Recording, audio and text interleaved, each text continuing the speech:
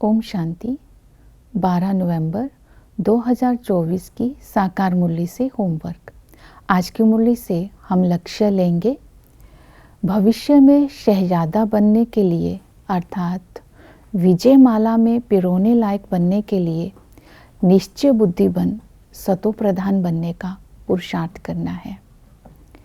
आज सारा दिन निश्चय बुद्धि की विशेषताओं को स्मृति में रखेंगे। निश्चय बुद्धि स्वमानधारी होता है, सदा ही खुश रहता है, श्रीमत पर चलने वाला होता है, याद में रहता है और निश्चय बुद्धि सदा ही सेवा में बिजी रहता है। पहली विशेषता है स्वमानधारी। तो आज की मुरली से हम स्वमान लेंगे, मैं वरदानी महादानी आत्मा हूँ। बाप की याद से सर्व शक्तियों के खजाने से स्वयं को भरपूर कर परवश आत्माओं पर रहम कर शीतलता का जल उनको वरदान में देना है। दूसरा, अपनी शुभ भावना, शुभ कामना, शुभ वृत्ति के द्वारा उन आत्माओं को सहनशीलता की शक्ति का दान देना है। तब हम महादानी वरदानी आत्माएं कहलाएंगी। जो निश्चय बुद्धि होता है वो सदा ही खुशी में रहता है, नशे में रहता है, निश्चिंत रहता है। तो निश्चय बुद्धि की खुशी के कारण, जब खुशी का आधार है, पहला है उनकी चलन सदा ही देही अभिमानी होती है। निश्चय बुद्धि देह अभिमान में नहीं आता है, इसलिए सदा खुश रहता है, उसे नशा रहता है हम इस शरीर को छोड़ेंगे और भविष्य में जाकर प्रिंस बनेंगे। इस खुशी व नशे में रहता है। उसे निश्चय रहता है कि दैवी गुण अगर हम धारण करेंगे, विजय माला में पिरोकर भविष्य में शहजादा बनेंगे। तो भविष्य की स्मृति और वर्तमान की प्राप्तियों को बुद्धि में रखता है। उसको खुशी रहती है कि संगम पर बाबा से अथाह धन मिल रहा है, ज्ञान धन, संस्कारों का धन, वर्षे का धन। तो पढ़ाई को कभी भी मिस नहीं करता है। नई दुनिया के लिए ये पढ़ाई पढ़ रहे हैं, इस नशे में रहता है। जो निश्चय बुद्धि आत्मा होती है उसको अपनी भविष्य स्मृति का नशा निश्चय रहता है, इसलिए वो निश्चिंत रहता है। हम आत्माएं तो 84 जन्म लेने वाली हैं। हम आत्माओं को माया का तूफान नहीं आ सकता। इस संगम पर हम आत्माएं तो बाप, टीचर, सतगुरु से एक साथ मिलती हैं, तीनों को एक साथ याद करती हैं। तो इस तरह वो प्राप्तियों के नशे में भी रहता है और भविष्य की प्रारब्ध के नशे में भी रहता है। संगम युग के बाबा के मिलन का सुख भी लेता है। इसलिए कहते हैं निश्चय बुद्धि विजयंती। अगर हमारी विजय में परसेंटेज है, इसका कारण है निश्चय में परसेंटेज है।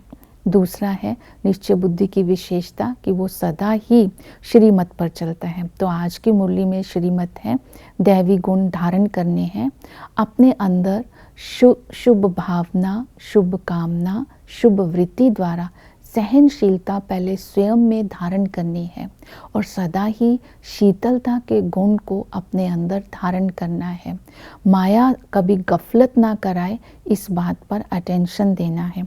कभी संशय बुद्धि नहीं बनना है और बाबा को माया के अधीन होकर कभी फारकती नहीं देनी है, अर्थात बाबा को छोड़ना नहीं है। और इस तरह ये जो बाबा की प्राप्तियां हैं वो बुद्धि में रखनी है कि संगम पर बाबा हम आत्माओं का पवित्रता के श्रृंगार करने के लिए आया है, तो पवित्र ज़रूर बनना है। ये सारी श्रीमत को आज बुद्धि में रखेंगे। जो निश्चय बुद्धि आत्मा होती है सदा ही याद की यात्रा में रहती है। अगर याद की यात्रा में हार खा ली तो नॉलेज से भी हार खा जाएंगे, क्योंकि याद भूलने से ज्ञान भी भूल जाता है, धारणाएं भी हमारी कच्ची हो जाती है, तो माया के वश हो जाते हैं। इसलिए याद की यात्रा में रहना है। बाप को अर्थ सहित याद करना है। अर्थ सहित याद करना अर्थात बाप, टीचर, सतगुरु तीनों को याद करना है। एक को याद करने से दूसरे की याद स्वतः ही आती है। तो इस तरह बाबा जितना पिता के संबंध से हमें इतना माला माल करते हैं, हमें कृष्णपुरी में जाने के लायक बनाते हैं, तो बाबा से संस्कारों का वर्षा मिलता है, भविष्य बादशाही का वर्षा मिलता है। हम भविष्य में शहजादा बनने वाले हैं, इस खुशी व नशे में रहना है। वही टीचर आकर के ऐसी पढ़ाई पढ़ाते हैं, इस पढ़ाई को पढ़ने से हम भविष्य में ऊंच पद पाते हैं। ये पढ़ाई सोर्स ऑफ इनकम है, इस पढ़ाई में एम ऑब्जेक्ट है।